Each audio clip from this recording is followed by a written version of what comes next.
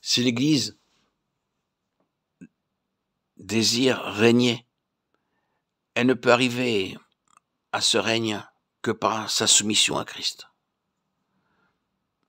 Comment Christ, la tête, est-il arrivé à régner? Par sa soumission au Père. L'autorité et la soumission sont inséparables. C'est une double loi établie dans le ciel. Ces deux choses, mâle et femelle, sont toutes les deux très sacrées aux yeux de Dieu, et ni l'une ni l'autre. Elles ne doivent chercher à être l'autre. Si elles le font, elles renversent l'ordre divin et céleste. Elles existent pour représenter quelque chose de très saint, quelque chose de très sacré. Si nous le considérons plus intimement, nous verrons que ces deux traits se retrouvent dans la personne de Christ lui-même.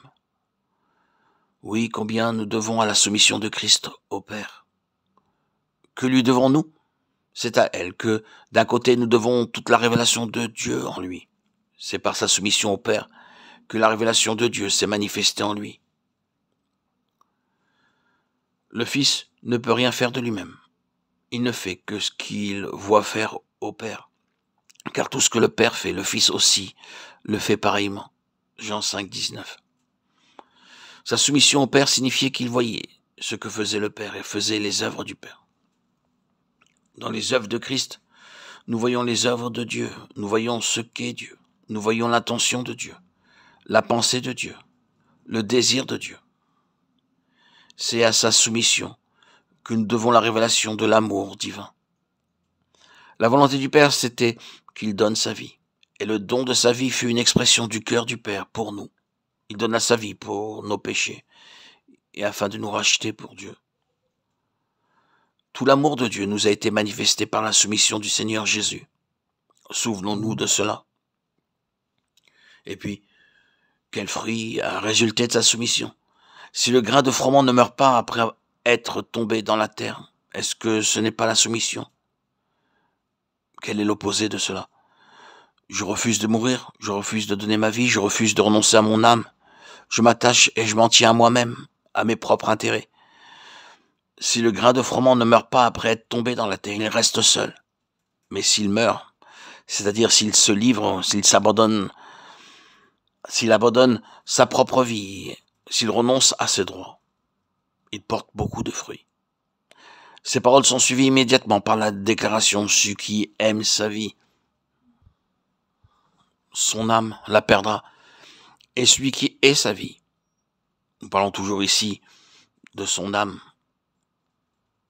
celui qui est sa vie en ce monde, la conservera pour la vie éternelle.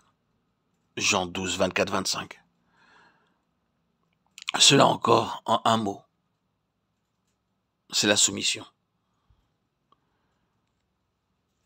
Suivons cette question jusqu'au bout avec cette parole: il s'est rendu obéissant jusqu'à la mort, même jusqu'à la mort de la croix. Philippiens 2, 8. Obéissant, c'est la soumission. C'est le côté de la femme, celui qui est représenté par la femme. Ce que nous devons à cela. Oui, mais il y a ensuite l'autre côté, le pouvoir. Oh, le pouvoir puissant que nous trouvons en Christ. La vie positive, la vie de résurrection que nous avons en Christ. La délivrance qui est nôtre par le puissant libérateur, Christ. La puissance qui est à nous et qui nous garde à cause de la croix. C'est le côté de l'autorité, le côté de la soumission. C'est son amour pour nous. Le côté de l'autorité, c'est pour nous sa protection, sa défense. Le côté de la soumission, c'est sa tendre compassion, sa bonté miséricordieuse pour les siens, son autorité. C'est la manifestation de sa puissance contre les ennemis de ses enfants. C'est l'homme et la femme.